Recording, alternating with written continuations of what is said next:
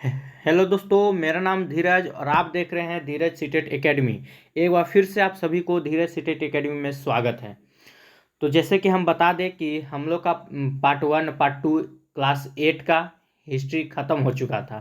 तो आज हम लोग क्या करने वाले हैं कि क्लास 8 का आपका पार्ट 1 होगा। ये आप इसमें आपको आधुनिक भारत यानी कि मॉडर्न हिस्ट्री बताया जाएगा। मॉडर्न हिस्ट्री से जितने भी प्रश्न बनते हैं, ठीक है, आप देख सकते हैं इसमें टोटल हम लोग को 12 चैप्टर पढ़ने हैं। ये आपका क्लास 8 का, ठीक है, हिस्ट्री का पेपर है जिसमें मॉडर्न हिस्ट्री से टोटल 12 चैप्टर बनते हैं। देख लीजिए आप। भारत और आधुनिक दुनिया, 18वीं सदी का भारत, ब्रिटिश शासन का उदय और विस्तार, ऐसे करके टोटल कितने चैप्टर हैं तो आपको हम दिखा देना चाहते हैं। टोटल 12 चैप्टर हैं। देखिए, ये टोटल 12 चैप्टर हम लोग को कवर करना है। तो इसको भी हम पार्ट 1 और पार्ट 2 में लेकर आए हैं। ये बहुत आपके लिए मोस्ट इंपॉर्टेंट चैप्टर होगा, क्योंकि आप देख सकते हैं कि धार्मिक तथा सामाजिक सुधार आंदोलन ये सब इसमें बताया गया है। राष्ट्रीय आंदोलन 1923 से लेकर 1939 तक, मतलब 1857 के मतलब बाद 1858 के बाद भारत में ब्रिटिश नीतियाँ और प्रशासन। ये चैप्टर आप लोग के लिए बहुत इंपॉर्टेंट है अगर आप बीपीएससी टीआरई के एग्जाम का तैयारी कर रहे हैं तो। चाहे आप 9th 10th के लिए भर रहे हैं या 11th 12th में जो भी हो, क्योंकि हिस्ट्री का जो है यहाँ से भी क्वेश्चन बहुत उठाया जा सकता है। तो चलिए, और हम ज़्यादा आपका समय बर्बाद नहीं करना चाहते, हम चलते डायरेक्ट सिलेबस की ओर। तो 12 चैप्टर है जिसमें से हम लोग को पार्ट 1 और पार्ट 2 करके पढ़ना है।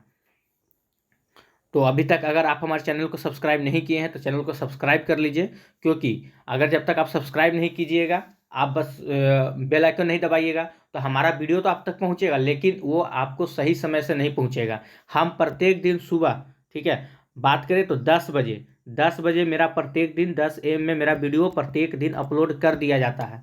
अगर आप चाहते हैं कि सबसे पहले वीडियो आप तक पहुंचे तो मेरे चैनल को सब्सक्राइब कीजिए और बेल आइकन को जरूर दबाइएगा। चलिए शुरुआत करते हैं। आज का पहला चैप्टर जो हम लोग का है, भारत भारत और आधुनिक दुनिया, ठीक है।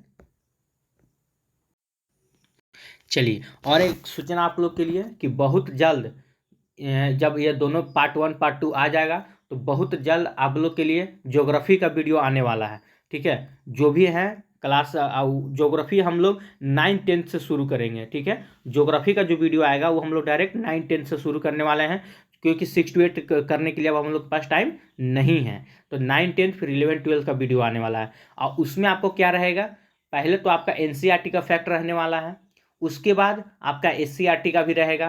पूरा का कम से कम 50 से 60 क्वेश्चन एक वीडियो में आपको मिलेगा, वो भी एक चैप्टर से मिलने वाला है, चैप्टर वाइज करके। क्योंकि अभी हम क्वेश्चन को टाइपिंग करवाने के लिए भेज दिए हैं और आप लोग को टाइपिंग किया हुआ क्वेश्चन मिलेगा, उसका आप पीडीएफ भी प्राप्त कर सकते हैं। उससे पहले हम क्या करेंगे, पहले आपको एक बुक पढ़ाया जाएगा। बुक पढ़ाने के बाद आपको मतलब फिर सेट दिया जाएगा, मतलब 50-60 क्वेश्चन का एक सेट होगा। और हर चैप्टर से एक चैप्टर वाइज कम से कम तो 50 क्वेश्चन आपको मिलने वाले हैं। तो आप अभी भी अगर हमारे चैनल से नहीं जुड़े हैं तो आप जुड़ जाइए, अगर BPSC TRE 9th 10th 11th 12th का आप तैयारी कर रहे हैं तो। चलिए तो शुरुआत करते हैं। तो आज का जो हम लोग का चैप्टर है हिस्ट्री क्लास 8 का, मॉडर्न इंडिया है, आधुनिक भारत। चलिए तो शुरू करते हैं। पहला प्रश्न क्या है, आप देख सकते हैं, भारत और आधुनिक दुनिया, ठीक है। पहला प्रश्न हमसे पूछा जा रहा है कि निम्नलिखित कथनों पर विचार कीजिए। थोड़ा सा और जूम कर देते हैं। चलिए, क्या है, निम्नलिखित कथनों पर विचार करना है। नव जागरण ने यूरोप के अनेक व्यक्ति को स्वतंत्र चिंतन के लिए और चिर स्थापित सिद्धांत तथा प्रथाओं को बारे में प्रश्न उठाने के लिए प्रेरित किया। क्या ये स्टेटमेंट सही है? देखिए, आप जो पढ़ रहे हैं ना, आप वन लाइनर क्वेश्चन नहीं पढ़ रहे हैं कि क्वेश्चन पढ़े तुरंत आंसर मार दिए। आप स्टेटमेंट टाइप का प्रश्न पढ़ रहे हैं। इसको पढ़ने के लिए थोड़ा सा मतलब आपको सोचना भी पड़ेगा, क्या ये सही है कि गलत है, ये स्टेटमेंट किस प्रकार का है। चलिए, तो ये क्या स्टेटमेंट सही है, तो ये बिल्कुल आपका सही है, ठीक है। देहाती क्षेत्र की अपेक्षा शहरों में ज़्यादा खुला वातावरण था, इसलिए शहरों में तरह तरह के नए विचार और कला का खूब विकास हुआ। क्या ये स्टेटमेंट सही है? तो आप पढ़िएगा तो आपको खुद लगेगा कि नहीं ये सही जा रहा है, ठीक है। तो यह स्टेटमेंट आपका बिल्कुल सही है। आगे देखते हैं, क्या है कि समाज और सरकार में व्यापारियों को उच्च पद प्राप्त हुए, जिससे सरदारों और आम लोगों के बीच एक नए वर्ग मध्यम वर्ग का उदय हुआ। क्या ये स्टेटमेंट सही है? तो बिल्कुल आपका ये भी स्टेटमेंट सही है, यानी कि तीनों का तीनों स्टेटमेंट आपका क्या है, सही है। चलिए, तो इसका आंसर क्या हो जाएगा? तो इसका आंसर आपका हो जाएगा 1, 2 और 3। ठीक है, तो इसका आंसर क्या हो जाएगा? Option number D. देखिए, व्याख्या है, थोड़ा लंबा है, आप इसको देख लीजिएगा, वीडियो को रोककर आप व्याख्या पढ़ सकते हैं। ठीक है, तो आप इसको बीच बीच में अपना व्याख्या देखते रहिएगा। चलिए नेक्स्ट क्वेश्चन की ओर चलते हैं। क्वेश्चन नंबर 2, नई समाज व्यवस्था के संदर्भ में निम्नलिखित कथनों पर विचार कीजिए। ठीक है, आइए, पहला स्टेटमेंट क्या है? इस व्यवस्था में घरेलू व्यवस्था का स्थान कारखाना व्यवस्था ने ले लिया। क्या यह स्टेटमेंट सही है? तो ये आपका बिल्कुल गलत स्टेटमेंट है। ठीक है, दूसरा क्या है? नई व्यवस्था में राजा या सामंत का स्थान मालिक या पूंजीपति ने ले लिया। क्या यह स्टेटमेंट सही है? तो ये भी आपका गलत है। अगला देख लेते हैं, इस नई समाज व्यवस्था का उदय सबसे पहले अमेरिका में हुआ। क्या यह स्टेटमेंट सही है? तो ये आपका बिल्कुल सही है, यानी कि इसका आंसर क्या हो जाएगा? केवल 3। ठीक है, इसका आंसर हो जाएगा आपका केवल 3, आपका सही है। आगे देखते हैं अगला क्वेश्चन क्या है। इसका व्याख्या आप वीडियो को रोक कर देख सकते हैं, वॉल्यूम थोड़ा जूम कर देते हैं और इसका व्याख्या आप देख सकते हैं। चलिए अगला क्वेश्चन के बाद चलते हैं, क्वेश्चन नंबर 3। आइए, औद्योगिक क्रांति के संदर्भ में निम्नलिखित कथनों पर विचार कीजिए। ठीक है, औद्योगिक क्रांति के संदर्भ में आपको विचार करना है। कारखानों में मशीनों की मदद से वस्तुएं के उत्पादन को औद्योगिक क्रांति का नाम दिया गया। तो ये बिल्कुल सही बात है। ठीक है, इस क्रांति की शुरुआत, देखिए क्या बोल रहा है, इस क्रांति की शुरुआत इंग्लैंड में 17वीं सदी के आखिरी में हुई। क्या ये सही है? तो ये आपका गलत है। इस क्रांति की शुरुआत इंग्लैंड में 17वीं सदी में नहीं, 18वीं सदी के आखिरी में हुई थी। ठीक है, ये यहाँ रहता 18वीं, तब सही होता। अगला पॉइंट देखते हैं, इस क्रांति ने केवल इंग्लैंड की उत्पादन प्रणाली को प्रभावित किया। हम पहले भी बता चुके हैं कि जहाँ भी आपको केवल जैसा वर्ड दिखे तो वो कभी स्टेटमेंट सही नहीं होता है। मतलब 80% के केस में वो आपको देखने को नहीं मिलेगा कि केवल वाला सही हुआ है। ठीक है, चलिए अगला क्वेश्चन की ओर चलते हैं। अगला स्टेटमेंट क्या है? धमन, भट्ठी तथा बिजली जैसे आविष्कारों ने औद्योगिक क्रांति को अधिक प्रभावकारी बनाया। क्या ये सही है? तो ये आपका बिल्कुल सही स्टेटमेंट है, यानी कि 1 और 4 आपका सही है और बाकी 2 और 3 आपका गलत है। तो ऑप्शन नंबर क्या हो जाएगा? 1 और 4, ऑप्शन नंबर ए। चलिए, तो अगला प्रश्न की ओर चलते हैं। क्वेश्चन नंबर 4 क्या है? अमेरिकी क्रांति के संदर्भ में निम्नलिखित कथनों पर विचार कीजिए। चलिए विचार कीजिए, क्या है? तो अंग्रेजी सरकार, ठीक है, एक मिनट, चलिए, अंग्रेजी सरकार द्वारा उत्तरी अमेरिका में बसाए गए 13 उपनिवेशों के अधिकांश लोग इटली से आए थे। क्या यह स्टेटमेंट सही है कि वे लोग इटली से आए थे? तो ये बिल्कुल आपका गलत स्टेटमेंट है, वे लोग इंग्लैंड से आए थे। ठीक है, अगला देखते हैं स्टेटमेंट नंबर 2। अमेरिकी नेता थॉमस जेफरसन ने अपने अधिकारों का उपयोग करने के लिए अपने उपनिवेशी साथियों को प्रोत्साहित किया। क्या यह स्टेटमेंट सही है? तो ये आपका बिल्कुल सही है। अगला देख लेते हैं, क्या है कि 4 जुलाई 1776 को 13 उपनिवेशों के प्रतिनिधियों ने मिलकर स्वतंत्रता की घोषणा की। क्या ये सही है? तो ये बिल्कुल सही स्टेटमेंट है, यानी कि इसका आंसर क्या हो जाएगा? 2 और 3 सही है। ठीक है, चलिए देखते हैं इसका ऑप्शन किस प्रकार से पूछा हुआ है। इसका ऑप्शन की ओर चलते हैं। देखिए, तो क्या हो जाएगा? 2 और 3 सही है, 1 हमारा क्या था? गलत था। नेक्स्ट क्वेश्चन की ओर चलते हैं, उससे पहले आप व्याख्या को देख लीजिएगा, पढ़ लीजिएगा वीडियो को रोक के। चलिए, अगर वीडियो आपको अच्छा लग रहा होगा तो आपसे एक छोटा सा रिक्वेस्ट है कि जरूर इस वीडियो को लाइक करें। अगर अभी तक आप हमारे चैनल पर नए हैं तो हमारे चैनल को सब्सक्राइब जरूर करें। चलिए नेक्स्ट क्वेश्चन की ओर चलते हैं। फ्रांस की क्रांति के संदर्भ में निम्नलिखित कथनों पर विचार कीजिए। चलिए विचार करते हैं, क्या है? फ्रांस में सामंती सरदार, ठीक है, व्यापारी और चर्च के उच्च पदाधिकारी सभी प्रकार के विशेषाधिकार भोग रहे थे। क्या ये स्टेटमेंट सही है? तो आपको पढ़ने में तो सब सही लग रहा होगा कि इसमें तो कहीं कुछ गलत ऐसा लिखा हुआ ही नहीं है, लेकिन ये आपका बिल्कुल गलत है। क्यों? क्योंकि जो मतलब कि पदाधिकारी जो विशेषाधिकार भोग रहे थे वो सब सही है, उसमें सिर्फ व्यापारी वर्ग के नहीं थे।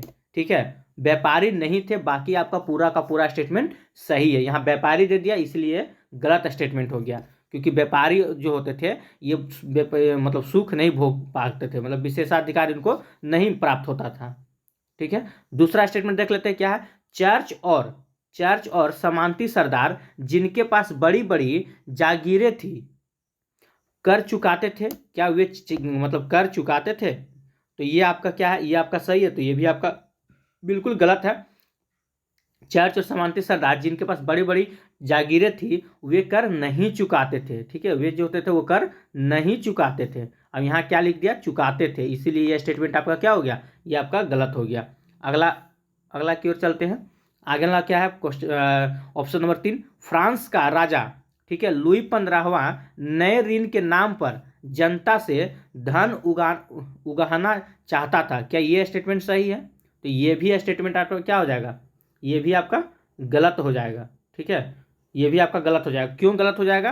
क्योंकि फ्रांस का राजा लुई 15वां, यहाँ आपका 15वां दिया हुआ है, जो कि फ्रांस का राजा लुई 16वां नए ऋण के नाम पर जनता से धन उगाहना चाहता था, ना कि लुई 15वां करता था। ये काम कौन करता था, लुई 16वां करता था, इसीलिए यह भी स्टेटमेंट क्या हो गया आपका गलत हो गया।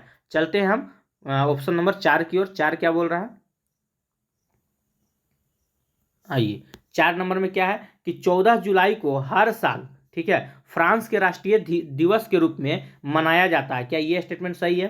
तो ये आपका बिल्कुल सही स्टेटमेंट है। ठीक है, अगर आपसे कहीं पूछ दे कि फ्रांस के राष्ट्रीय दिवस के रूप में कब मनाया जाता है, तो 14 जुलाई को मनाया जाता है, यानी कि केवल 4 स्टेटमेंट आपका सही है, मतलब 4 नंबर का, तो केवल क्या हो जाएगा, केवल 4। बाकी आपका सभी के सभी स्टेटमेंट क्या है, तो गलत है। चलिए नेक्स्ट क्वेश्चन की ओर चलते हैं, उससे पहले आप वीडियो को रोककर इसे जरूर पढ़ लीजिएगा व्याख्या को। आइए अगला प्रश्न की ओर आते हैं। देखिए थोड़ा सा यहाँ आप देख सकते हैं क्या लिखा हुआ है कि फ्रांस की राष्ट्रीय असेंबली के रूप में गठित किया गया 14 जुलाई को 1789 को जनता के पेरिस में, ठीक है, बेस्टिल की एक मिनट, चलिए, कैद खाने को तोड़ दिया। हर साल वह दिन फ्रांस के राष्ट्रीय दिवस के रूप में मनाया जाता। तो कब तोड़ा, तो 14 जुलाई को। ठीक है, चलिए अगला क्वेश्चन की ओर चलते हैं।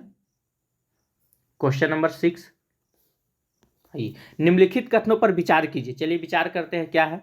बोल रहा है कि यूरोप में इंग्लैंड और जर्मनी, ठीक है, पहले देश थे जिनका स्वतंत्र और संयुक्त राज्यों के रूप में उदय हुआ, क्या ये स्टेटमेंट जो है सही है?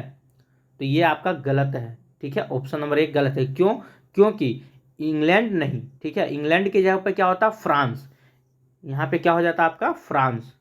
ठीक है, कहने का मतलब यूरोप में फ्रांस और जर्मनी पहले देश थे जिनका स्वतंत्र और संयुक्त राज्यों के रूप में उदय हुआ, ना कि इंग्लैंड का उदय हुआ था, इसीलिए यह स्टेटमेंट आपका गलत हो जाता है। दूसरा स्टेटमेंट देखते हैं।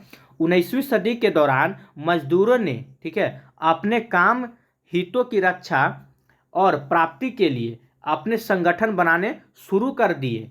ये संगठन मजदूर संघ या ट्रेड यूनियन कहलाएं, क्या ये स्टेटमेंट सही है? तो ये आपका बिल्कुल सही स्टेटमेंट है।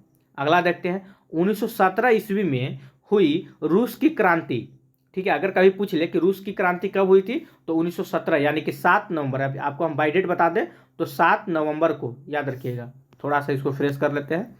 अगर कभी पूछे कि रूस की क्रांति कब हुई थी, तो रूस की क्रांति कब हुई थी, 7 नवंबर 1917 को, याद रखिएगा। रूस की क्रांति कब हुई थी, 7 नवंबर 1917 को। अब चलते हैं हम स्टेटमेंट 3 की ओर। 1917 में रूस की क्रांति, ठीक है, कार्ल मार्क्स और फ्रेडरिक एंगेल्स के विचारों से प्रेरित थी, क्या ये स्टेटमेंट सही है? तो ये आपका बिल्कुल सही है, यानी कि 2 और 3 हमारा स्टेटमेंट सही है। चलिए अब इसका ऑप्शन देख लेते हैं। ठीक है, आपको सही चुनाव करना है तो क्या हो जाएगा, 2 और 3 हमारा स्टेटमेंट सही है। अगला क्वेश्चन की ओर चलते हैं। तो इस प्रकार हम लोग, ठीक है, मॉडर्न हिस्ट्री क्लास 8 का चैप्टर 1 खत्म कर चुके हैं। अब हम लोग चलते हैं चैप्टर 2 की ओर। अगर वीडियो आपको अच्छा लग रहा होगा तो एक लाइक जरूर कीजिएगा, और हमारे चैनल पर आप नए हैं तो सब्सक्राइब जरूर कीजिएगा, और अपने मित्रों के पास जरूर शेयर कीजिएगा, क्योंकि इस बार मेरा लक्ष्य यही है कि हर घर में एक टीचर होना चाहिए। ठीक है, और इसके लिए आपको थोड़ा मेहनत करना होगा, अपने दोस्त के पास जरूर इसको भेजना होगा वीडियो को। अगर आपको अच्छा लग रहा होगा तो आप जरूर भेजिएगा, अगर नहीं अच्छा लग रहा होगा तो आप शेयर नहीं कीजिएगा, वो आपकी मर्जी। चलिए अब हम चलते हैं चैप्टर नंबर 2 की ओर। ठीक है। 18वीं सदी का भारत कैसा था? हमारा 18वीं सदी का भारत देखते हैं इस चैप्टर से। ठीक है, इस चैप्टर से जितने भी ऑब्जेक्टिव निकलते हैं हम उस पर चर्चा करेंगे। चलिए, तो औरंगजेब की मृत्यु के बाद, ठीक है, गद्दी के लिए हुए संघर्ष में कौन विजयी हुआ? तो कौन विजय हुआ? तो इसका आंसर तो आप देख ही चुके हैं, बहादुर शाह जो था वो विजय हुआ। चलिए नेक्स्ट क्वेश्चन की ओर चलते हैं, उससे पहले आप व्याख्या जरूर देख लीजिएगा। चलिए अगला क्वेश्चन क्या है, आइए, चिनकिलीज खां के संदर्भ में निम्नलिखित कथनों पर विचार कीजिए। ठीक है, चलिए तो विचार करते हैं। वह औरंगजेब का मशहूर सेनापति रह चुका था। कौन? चिनकिलीज खां औरंगजेब का, ठीक है, मशहूर सेनापति रह चुका था। क्या यह स्टेटमेंट सही है? तो ये आपका बिल्कुल सही है। चिनकिलीज खां, ठीक है, को निजाम उल मुल्क की पदवी दी गई थी। तो ये भी स्टेटमेंट आपका क्या है? बिल्कुल सही है। चिनकिलीज खां को किस पद, मतलब क्या पद दिया गया था? तो निजाम उल मुल्क की पद भी दिया गया था। ठीक है, आगे देखते हैं। तीसरा स्टेटमेंट क्या है? चिनकिलीज ने, ठीक है, आस फजाही वंश की नींव डाली। क्या यह स्टेटमेंट सही है? तो यह भी स्टेटमेंट आपका सही है। अगला देख लेते हैं। इसने, किसने? चिनकिलीज खां ने, ठीक है, इसने एक विशाल सेना खड़ी की जिसमें हिंदुओं और मुसलमानों के अलावा नागा सन्यासी भी थे। क्या यह स्टेटमेंट सही है? तो यह स्टेटमेंट आपका बिल्कुल गलत है, क्योंकि मतलब कि चिनकिलीज खान ने नहीं किया था। ठीक है, ये किसने किया था? ये अवध के शासकों ने। यह स्टेटमेंट जो है 4 नंबर का स्टेटमेंट, इसमें क्या होता अगर यहाँ पूछ देता, अवध के शासकों ने एक विशाल सेना खड़ी की जिसमें हिंदुओं और मुसलमानों के अलावा नागा सन्यासी भी थे, तब ये आपका सही हो जाता है अगर इसमें अवध रहता। लेकिन आपको किसके बारे में पूछ रहा है? तो चिनकिलीज खां के बारे में पूछ रहा है। तो चिनकिलीज खां ने मतलब ये विशाल सेना खड़ी नहीं किया था। कौन किया था? तो अवध के शासकों ने किया था। ठीक है, चलिए अगला क्वेश्चन की ओर चलते हैं। क्वेश्चन नंबर सॉरी इसका देख लेते हैं, उसका ऑप्शन क्या है। तो इसमें क्या सही हो गया? 1, 2 और 3 हमारा सही है। चलिए, तो अच्छा आपको क्या बताना है? कथन गलत है, इसमें गलत कौन है? तो सही कौन हुआ था मेरा? आप अच्छा से देखे थे, 1, 2, 3 सही हुआ था, तो गलत हुआ था 4 नंबर का स्टेटमेंट। तो ऑप्शन नंबर क्या हो जाएगा? केवल 4 आपका गलत था, क्योंकि यहाँ क्या पूछ रहा है? आपका गलत स्टेटमेंट पूछ रहा है। चलिए अगला क्वेश्चन की ओर चलते हैं। चलिए ये हुआ आपका व्याख्या, आप थोड़ा देख लीजिएगा।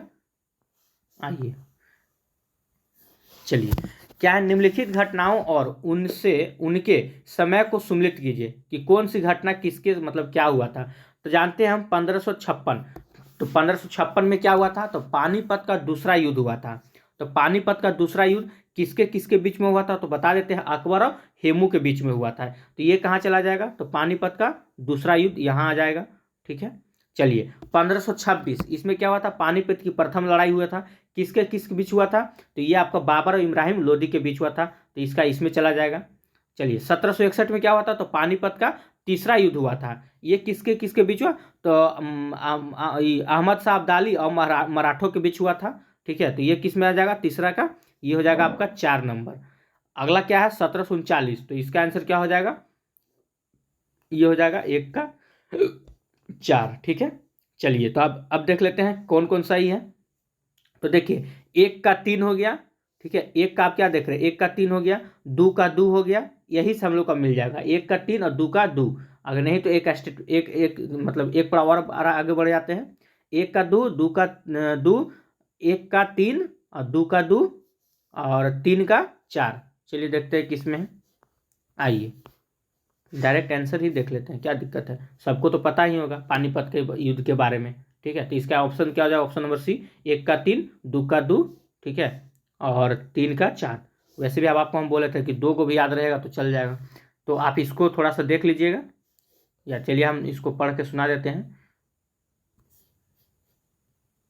चलिए देखिए क्या है। बाबर और इब्राहिम लोदी के बीच पानीपत की पहली लड़ाई 21 अप्रैल 1526 ईस्वी को हुई, जिसमें बाबर विजय हुआ और भारत में मुगल वंश की नींव डाली। तो कहने का मतलब पानीपत की प्रथम लड़ाई कब हुआ था? आपको बाई डेट याद रखना होगा। ठीक है, 21 अप्रैल 1526 में। फिर क्या है? हेमू और अकबर के बीच पानीपत की दूसरी लड़ाई कब होती है? तो 5 नवंबर 1556 में हुआ था। बाई डेट आपको याद रखना होगा 5 नवंबर 1556 में, जिसमें हेमू पराजित हुआ। चलिए, जिसमें क्या हुआ था, हेमू पराजित हुआ था।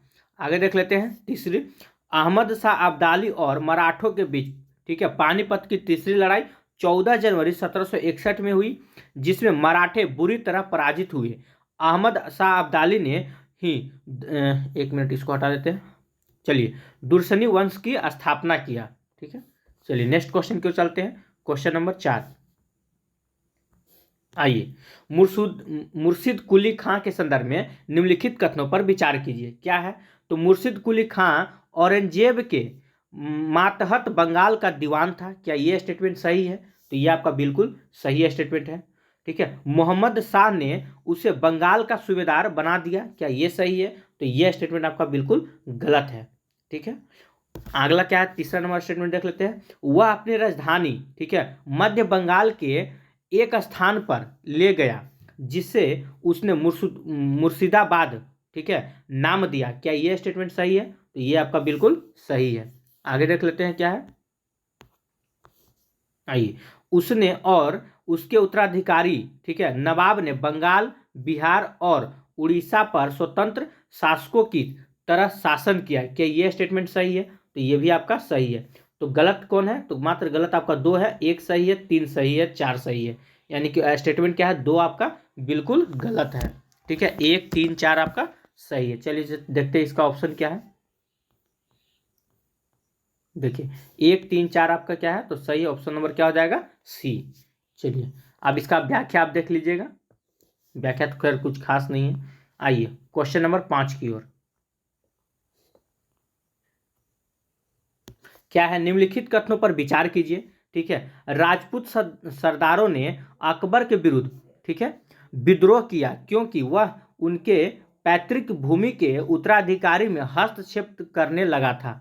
क्या यह स्टेटमेंट सही है, तो यह आपका बिल्कुल गलत स्टेटमेंट है। ठीक है, आगे देखते हैं क्या है। आइए, आमेर के सवाई राजा जय सिंह, ठीक है, जो इनका दिया हुआ 1681 से लेकर 1743 ईस्वी तक, ठीक है, ने खूबसूरत जयपुर नगर बनवाया और खगोल विज्ञान के अध्ययन के लिए, ठीक है, दिल्ली, जयपुर, वाराणसी, उज्जैन तथा मथुरा में वैधशालाएं स्थापित की। क्या यह स्टेटमेंट सही है, तो यह आपका बिल्कुल सही है। यानी कि 1 आपका गलत है और 2 आपका सही है। तो हमें क्या बोल रहा है कि सही कथन चुनना है, तो सही कौन हो जाएगा, ऑप्शन नंबर 2। चलिए नेक्स्ट क्वेश्चन क्यों चलते हैं। ठीक है, क्वेश्चन नंबर 6, आइए, क्या है, सिखों के संदर्भ में निम्नलिखित कथनों पर विचार कीजिए। ठीक है, गुरु गोविंद सिंह ने जो सिखों के 10वें और अंतिम गुरु थे, लड़ाकू सिखों के एक समूह का गठन किया था। क्या यह स्टेटमेंट सही है, तो यह आपका बिल्कुल सही स्टेटमेंट है। सिखों ने अपने को, ठीक है, 12 छोटे समूहों में संगठित किया जिन्हें मिसल कहते थे। क्या यह स्टेटमेंट सही है, तो यह भी आपका बिल्कुल सही है। अगला देख लेते हैं क्या है। तो आगे बोल रहा है कि 18वीं सदी के अंतिम दौर में महाराजा रंजीत सिंह ने, ठीक है, मिसलों का एकीकरण किया और एक शक्तिशाली राज्य स्थापना की। क्या यह स्टेटमेंट सही है, तो यह भी आपका सही है। यानी कि तीनों का तीनों स्टेटमेंट क्या है, तो आपका सही है। तो इसका आंसर क्या हो जाएगा, ऑप्शन नंबर डी। चलिए ये आपका व्याख्या है, इसको थोड़ा पढ़ लीजिएगा। चलिए अगला क्वेश्चन की ओर चलते हैं।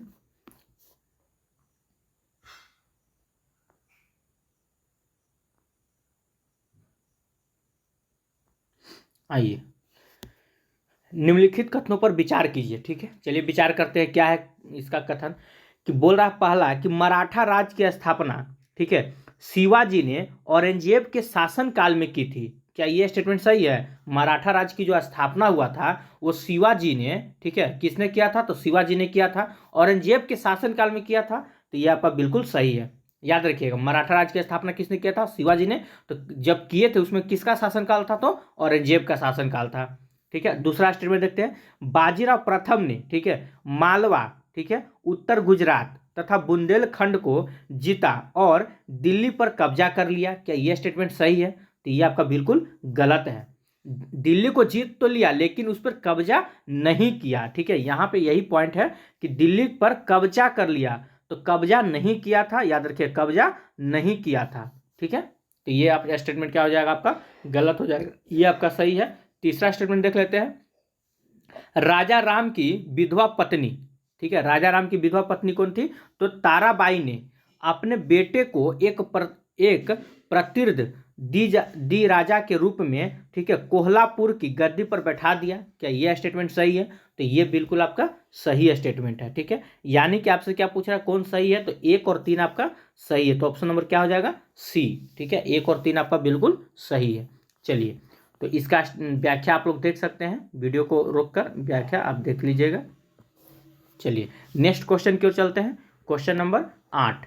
ठीक है, चलिए क्या है, मैसूर के संदर्भ में, ठीक है, निम्नलिखित कथनों पर विचार कीजिए।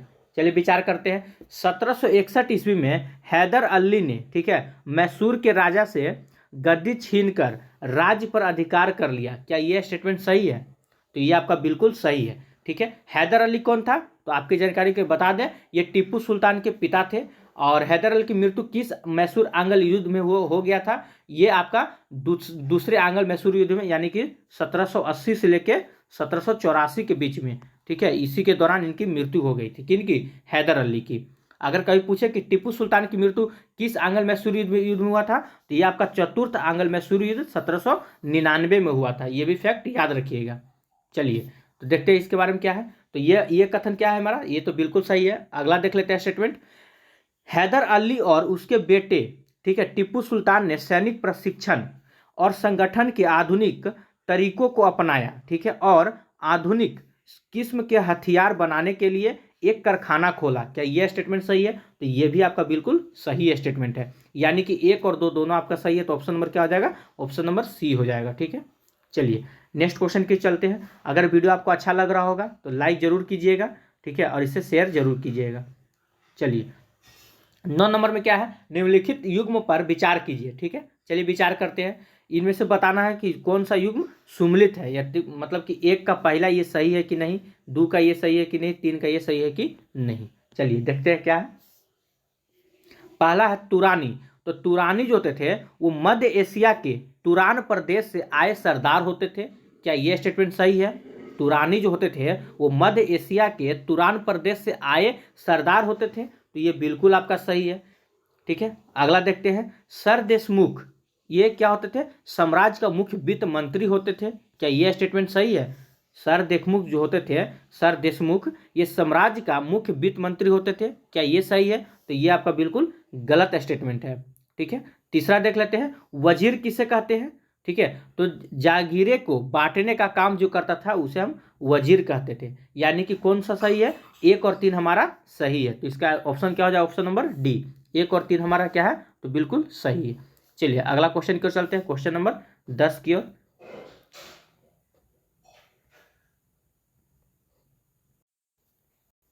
चलिए निम्नलिखित कथनों पर विचार कीजिए। क्या है, रुहेलखंड प्रदेश में भारत की पश्चिमोत्तर सीमा को, ठीक है, सीमा की पर्वतीय श्रेणियों से अफगान लोग बड़ी संख्या में आकर बस गए थे। क्या ये बस गए थे, उन्हें रुहेला कहते थे। क्या ये स्टेटमेंट सही है, बताइए, 10 का ये सही है, तो ये आपका बिल्कुल सही स्टेटमेंट है। ठीक है, दूसरा देखते हैं, जुल्फिकार खां और हुसैन अली खां, ठीक है, सैयद बंधु के नाम से जाने जाते थे। क्या ये सही है, तो ये आपका बिल्कुल गलत स्टेटमेंट है।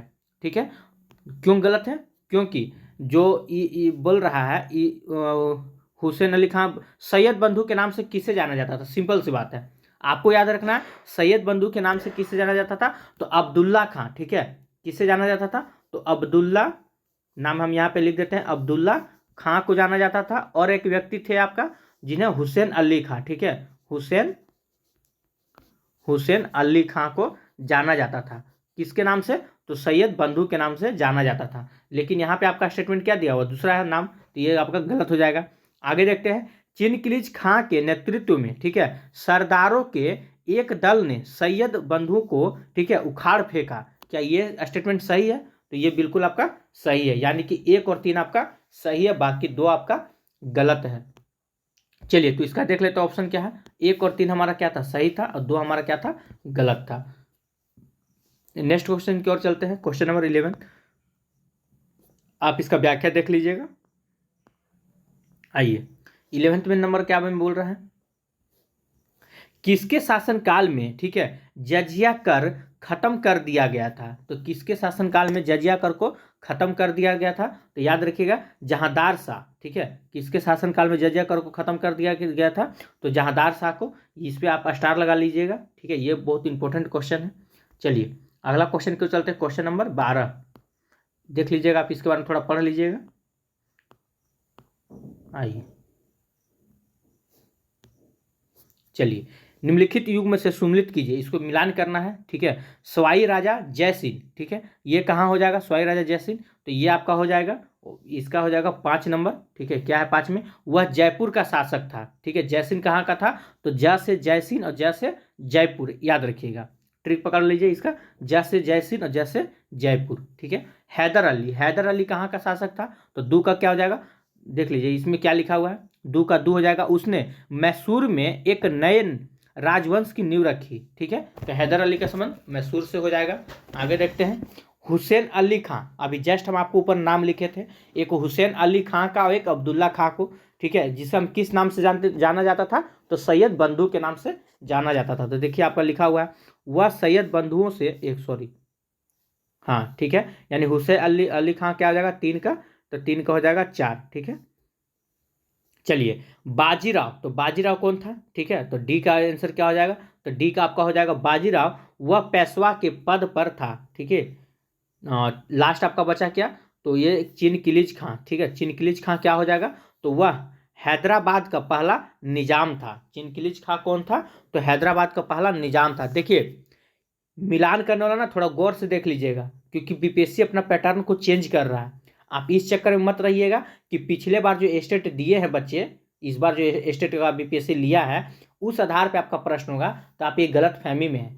क्योंकि इस बार बीपीएससी का 69 का जो पेपर हुआ है ना, वो पूरा का पूरा सिस्टम को बदल दिया है।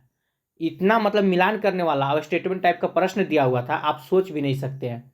तो बीपीएससी दिन प्रतिदिन अपना, ठीक है, मतलब कि एग्जाम लेने का तरीका क्वेश्चन पेपर में बदलाव किया करते जा रहा है। ठीक है, तो हो सके आने वाला बीपीएससी टीआरई में जो दिसंबर में आप एग्जाम देने वाले हैं, कहीं उसमें स्टेटमेंट टाइप का प्रश्न दे दिया तो फिर आपका बनने वाला नहीं है। आप कैसा प्रश्न खोज रहे हैं पता है, आप इस टाइप का प्रश्न खोज रहे हैं, वन लाइनर, कि एक बार में पढ़े किसके शासनकाल में जजिया कर खत्म कर दिया गया, आंसर मारे और चल दिए।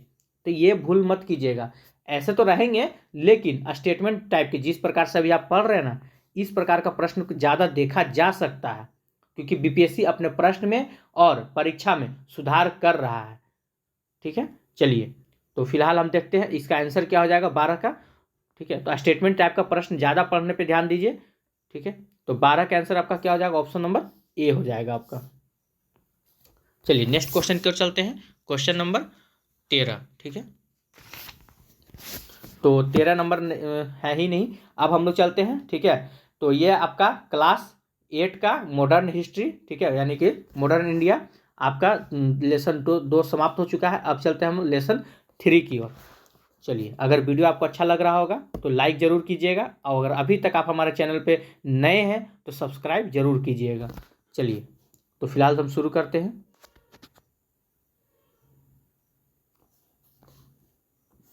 आइए, क्या है कि फ्रांसीसियों के संदर्भ में निम्नलिखित कथनों पर विचार कीजिए। ठीक है, फ्रांसीसियों का प्रधान, ठीक है, कार्यालय भारत के दक्षिण पूर्वी समुद्र तट पर, ठीक है, पांडिचेरी में था। क्या ये स्टेटमेंट सही है, तो ये आपका बिल्कुल सही स्टेटमेंट है। ठीक है, अगला देख लेते हैं क्या है, 2 नंबर, कि इंग्लैंड और फ्रांस की कंपनियों के बीच, ठीक है, एक दूसरे के विरोधी होने के कारण झगड़े होते रहते थे। क्या यह स्टेटमेंट सही है, तो ये भी आपका सही है। ऑस्ट्रियाई उत्तराधिकारी के युद्ध में फ्रांसीसी, ठीक है, अंग्रेजी के विरोधी खेमे में थे। क्या ये सही है, तो ये भी आपका सही है, यानी कि 1 2 3 तीनों स्टेटमेंट क्या है हमारा सही है। ठीक है, तीनों का तीनों क्या है, तो सही स्टेटमेंट है।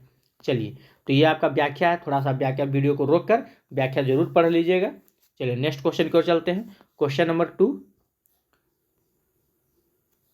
आइए, कर्नाटक युद्ध के संदर्भ में, ठीक है, निम्नलिखित कथनों पर आपको विचार करना, कर्नाटक युद्ध के बारे में। ठीक है, चलिए, तो कर्नाटक की राजधानी मद्रास और पांडिचेरी के बीच स्थित, ठीक है, अकर्ट शहर में थी। क्या ये सही है? तो ये भी आपका बिल्कुल सही है।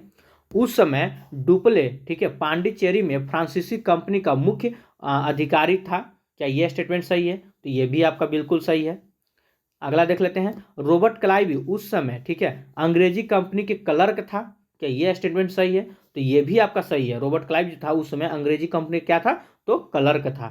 फ्रांसीसी ने, ठीक है, फ्रांसीसी ने फोर्ट सेंट जॉर्ज को लूटा। क्या ये सही है? तो ये भी आपका सही स्टेटमेंट है। यानी कि कर्नाटक युद्ध के संदर्भ में चारों का चारों स्टेटमेंट क्या है? आपका सही है। ठीक है, तो इसका आंसर क्या हो जाएगा? 1 2 3 4, चारों का चारों आपका सही है। नेक्स्ट क्वेश्चन की ओर चलते हैं। क्वेश्चन नंबर 3 की ओर चलते हैं। क्या है? देखिए, ये आप पढ़ लीजिएगा थोड़ा सा स्टेटमेंट, बोलो व्याख्या पढ़ लीजिएगा इसका। चलिए आइए क्वेश्चन नंबर 3 की ओर।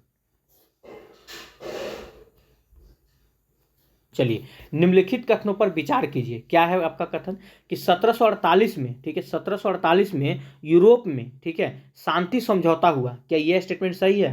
1748 में हुआ था, तो हाँ जी बिल्कुल ये सही है। ठीक है, अंग्रेज चांद साहब को, ठीक है, कर्नाटक का नवाब बनाना चाहते थे। क्या ये स्टेटमेंट सही है? तो ये आपका बिल्कुल गलत है।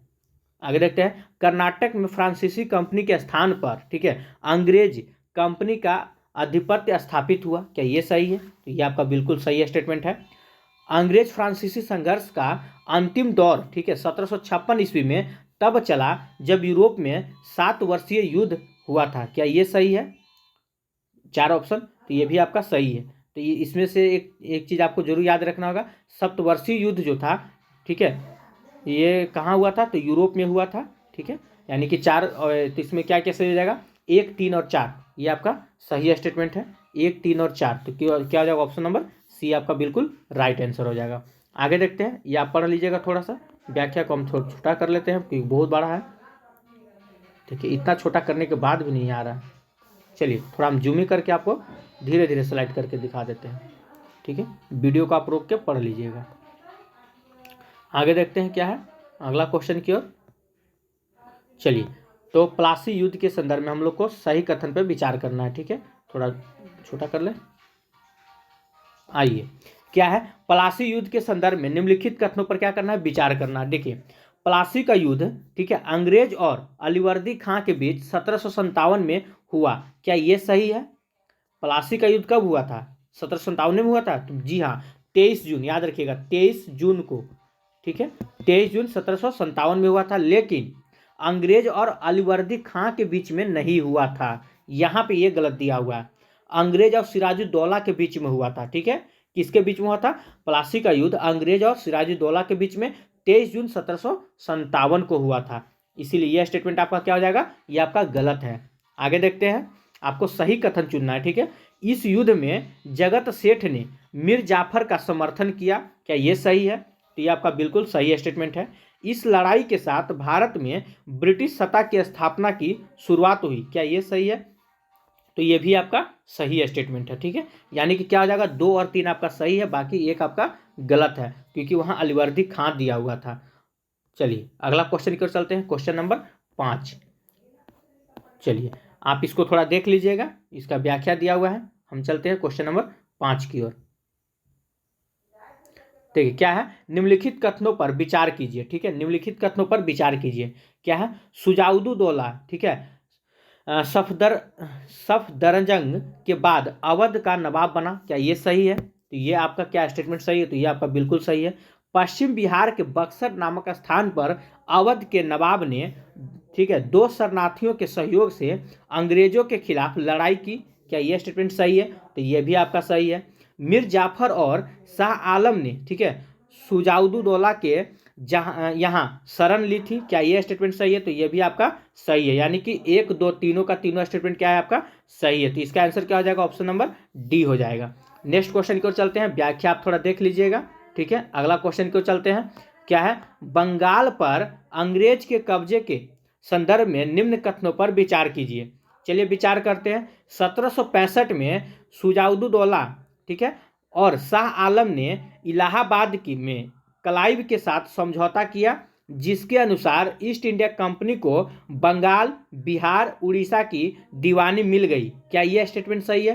तो ये आपका बिल्कुल क्या है, सही स्टेटमेंट है।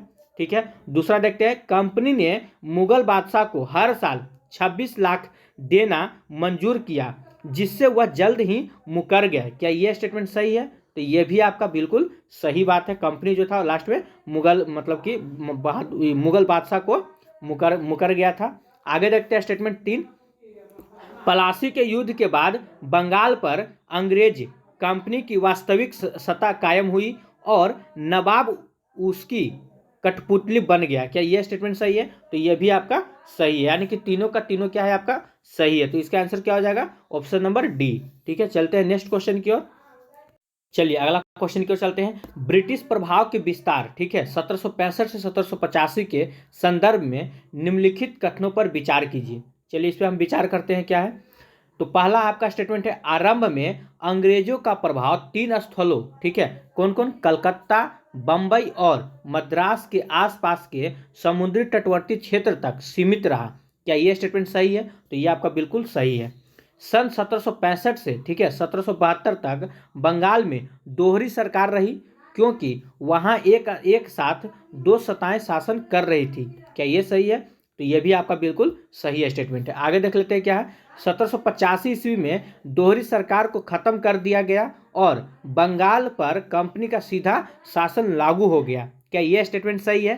तो देखिए यहाँ पे थोड़ा सा गलती क्या कर दिया, ये 1785 में नहीं, ठीक है, 1785 में नहीं, 1772 में, ठीक है, 1772 में दोहरी सरकार को खत्म कर दिया गया और बंगाल पर कंपनी का सीधा शासन लागू हो गया। इसीलिए स्टेटमेंट 3 आपका क्या है, गलत हो जाएगा। ठीक है, तो इसका आंसर क्या हो जाएगा, 1 और 2 आपका सही है, बाकी 3 आपका गलत है। आप इसको देख लीजिएगा थोड़ा सा, देखिए यहाँ पे साफ साफ लिखा हुआ है।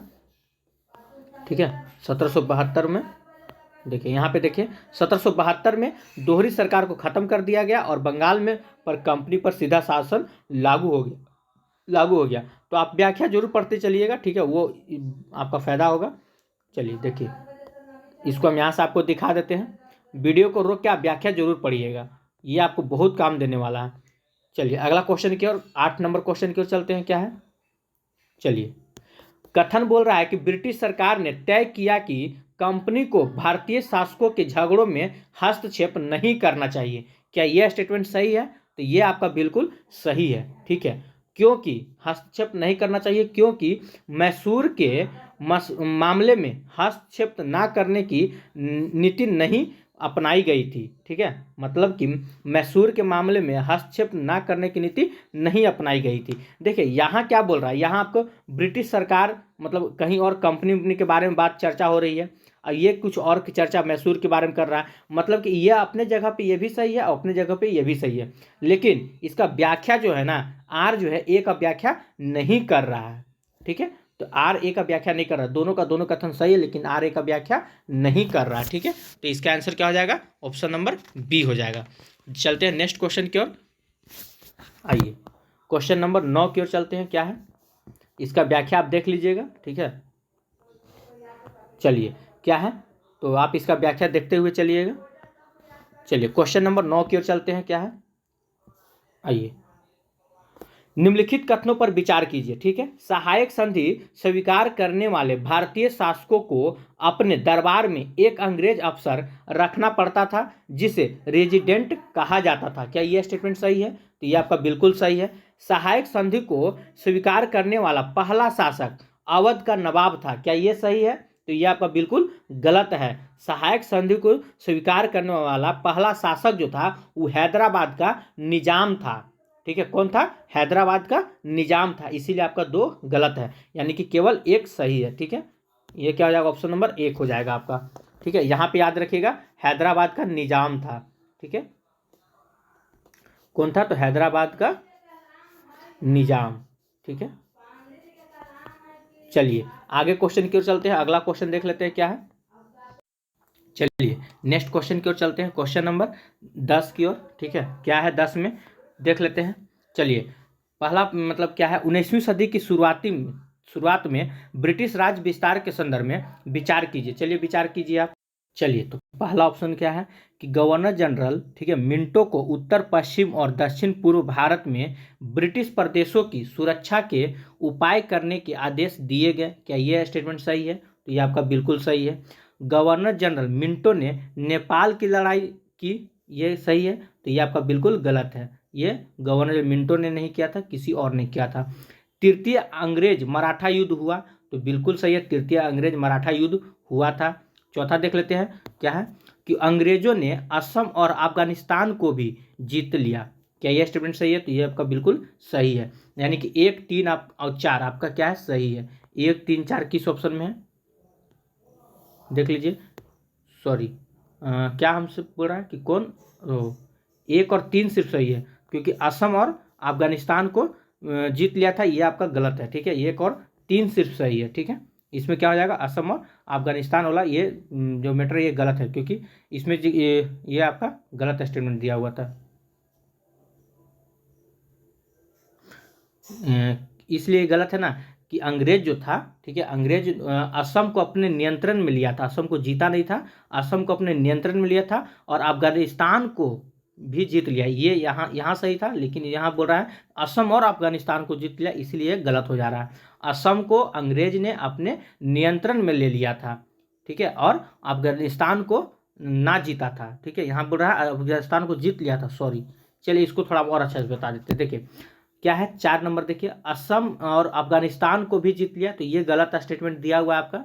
ठीक है, असम को नहीं जीता था, ठीक है, मतलब वो जीत ही नहीं सका था। अंग्रेज जो था अफगानिस्तान को, क्या हो गया 1 मिनट, अफगानिस्तान को नहीं जीत सका था, सॉरी, हाँ, अफगानिस्तान को नहीं जीत सका था। ठीक है, असम पे उसका नियंत्रण हो चुका था, लेकिन अफगानिस्तान को नहीं जीत सका था। ठीक है, यानी कि 4 आपका क्या हो जाएगा?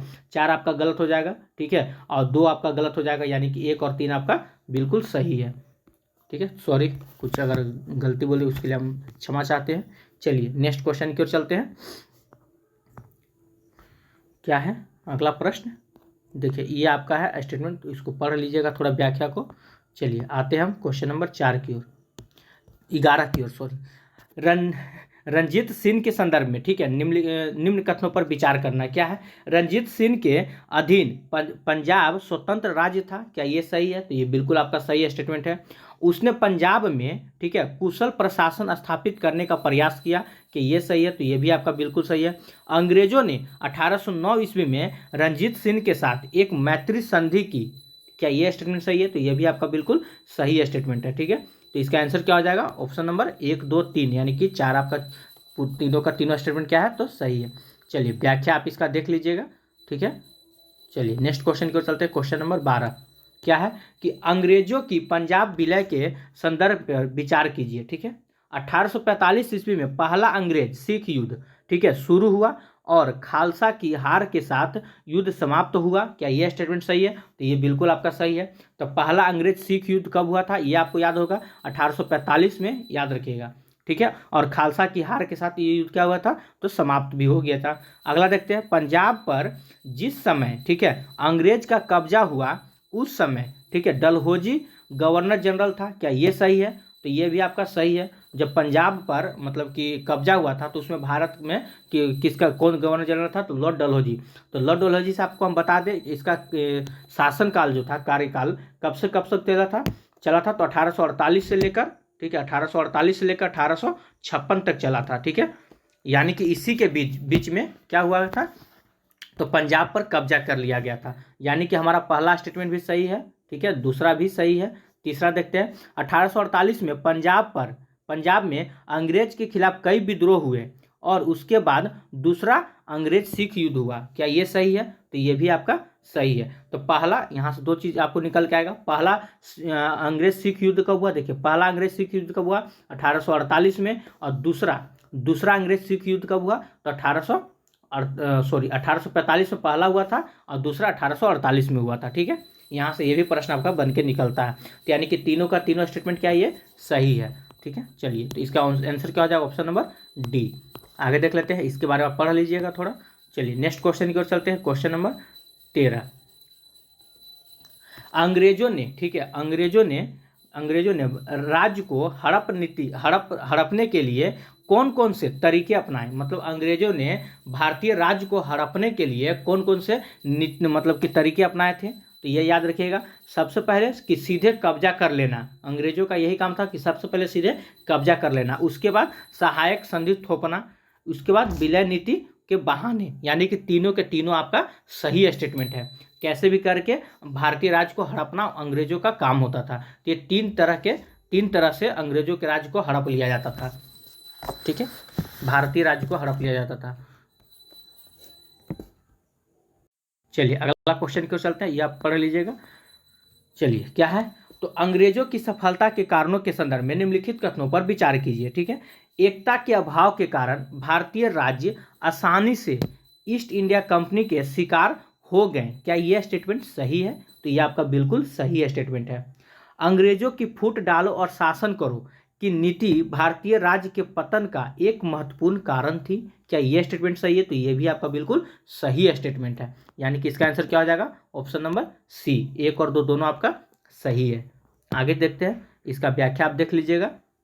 चलिए अगला क्या है, मिलान करना है।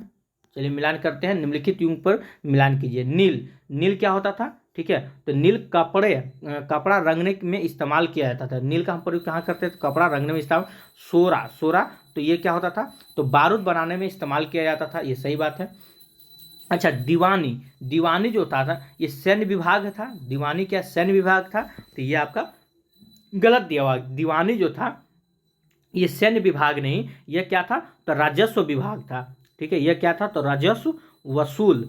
ठीक है, राजस्व वसूल विभाग था। ठीक है, यानी कि आपका 3 आपका गलत है, बाकी 1 और 2 दोनों आपका सही है। तो ऑप्शन क्या हो जाएगा? ऑप्शन नंबर सी हो जाएगा आपका। ठीक है, नेक्स्ट क्वेश्चन की ओर चलते हैं, क्वेश्चन नंबर 16 की ओर। क्या है 16 नंबर प्रश्न, देखते हैं। चलिए, तो 16 नंबर प्रश्न नहीं है, हम आ गए हैं अब चैप्टर नंबर 4 की ओर। ठीक है, तो अभी तक आप हमारे चैनल को सब्सक्राइब नहीं किए हैं तो पहले हमारे चैनल को सब्सक्राइब कर लीजिए, और अगर वीडियो आपको अच्छा लग रहा होगा तो लाइक ज़रूर कीजिएगा। ठीक है, चलिए तो शुरुआत करते हैं। तो आज का पहला मतलब चैप्टर 4 का पहला प्रश्न क्या है, देख लीजिए। आइए, भू राजस्व के संदर्भ में निम्नलिखित कथनों पर विचार कीजिए। ठीक है, पहला क्या है कि भू राजस्व ईस्ट इंडिया कंपनी की आय का सबसे बड़ा स्रोत था, क्या यह यहाँ तक सही है? ठीक है, जिसका एक बड़ा हिस्सा वह ब्रिटिश सरकार को भेंट करती थी, क्या यह स्टेटमेंट सही है? तो यह आपका बिल्कुल सही स्टेटमेंट है। ठीक है, आगे देख लेते हैं। कंपनी राजस्व का एक बड़ा भाग भारत से व्यापारी वस्तुएं खरीदने में खर्च करती थी, क्या यह स्टेटमेंट सही है? तो यह भी आपका सही स्टेटमेंट है। अगला देख लेते हैं, क्या है कि वारेन हेस्टिंग के समय में कंपनी ने बंगाल और बिहार में राजस्व वसूली के अधिकार की नीलामी शुरू की थी, क्या यह स्टेटमेंट सही है? तो यह भी आपका बिल्कुल सही स्टेटमेंट है, यानी कि तीनों का तीनों क्या है? तो आपका सही है। तो 1 2 3 यानी कि ऑप्शन नंबर डी हो जाएगा। नेक्स्ट क्वेश्चन की ओर चलते हैं, व्याख्या आप इसका देख लीजिएगा। ठीक है, चलिए अगला प्रश्न क्या है, आइए, अंग्रेजों की आर्थिक नीति के संदर्भ में विचार कीजिए। तो अंग्रेजों की आर्थिक नीति के कैसा था? तो ये नीतियां, ठीक है, ग्रामीण अर्थव्यवस्था को आत्मनिर्भर बनाने के लिए अपनाई गई थी, क्या यह स्टेटमेंट सही है? तो ये आपका बिल्कुल गलत स्टेटमेंट है। ठीक है, ये आपका बिल्कुल गलत स्टेटमेंट है। दूसरा देख लेते हैं, क्या है?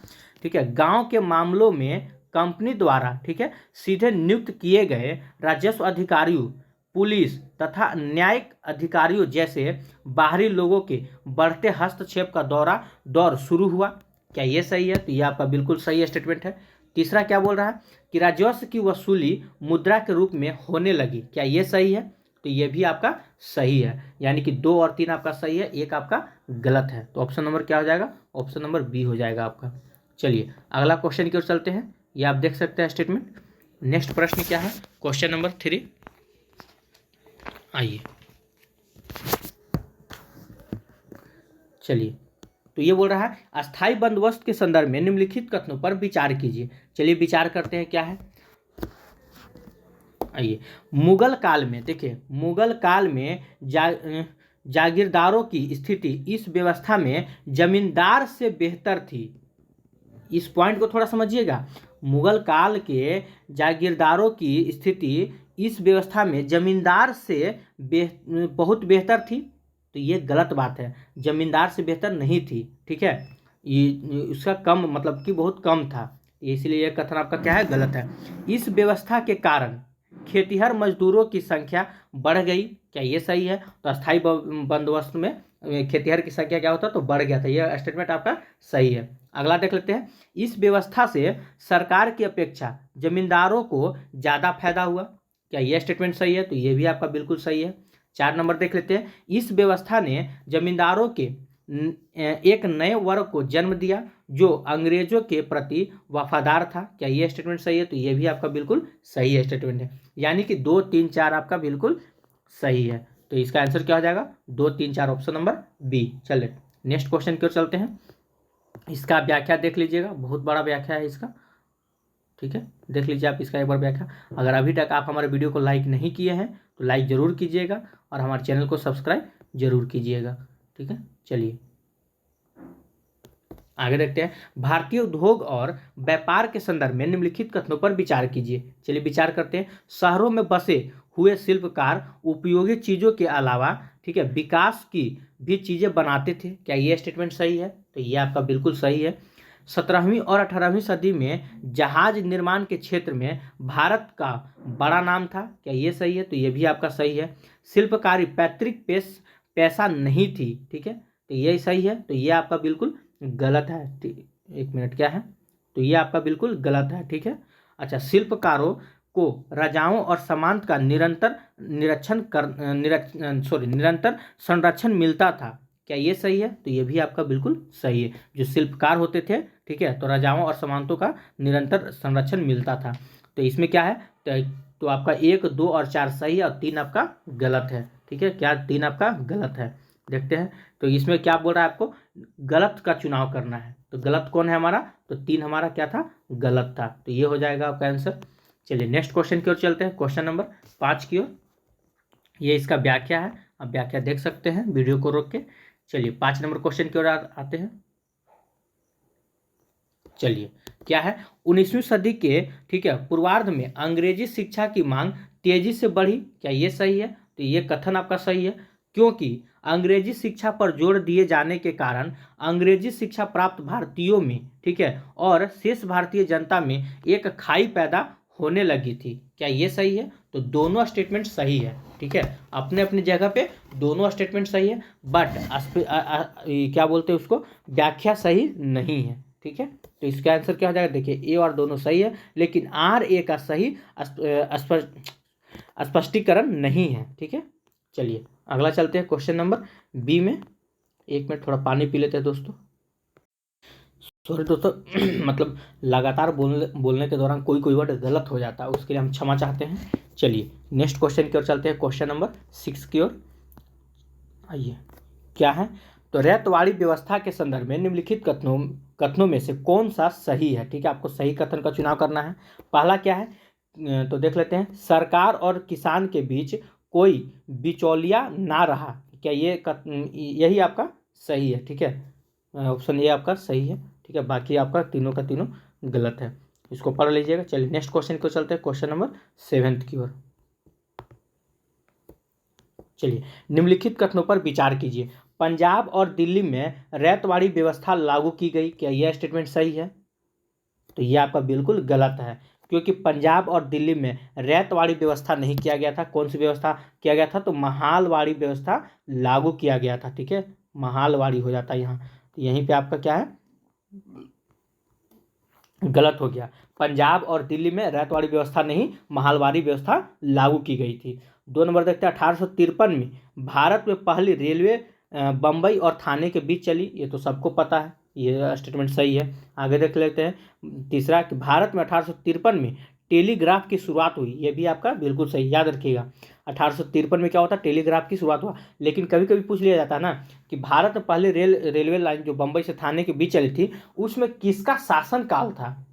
1853 में चली थी तो किसका शासन काल था, ये पूछ लिया जाता है। तो किसका शासन काल था? तो लॉर्ड डलहौजी का शासन काल था, ठीक है। लॉर्ड डलहौजी कब से कब तक थे? तो 1848 से लेकर 1856 तक थे, ठीक है।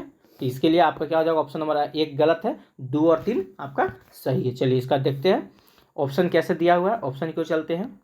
तो देखिए एक आपका गलत हो गया था, 2 और 3 आपका सही है। आप इसको देख लीजिएगा व्याख्या थोड़ा सा।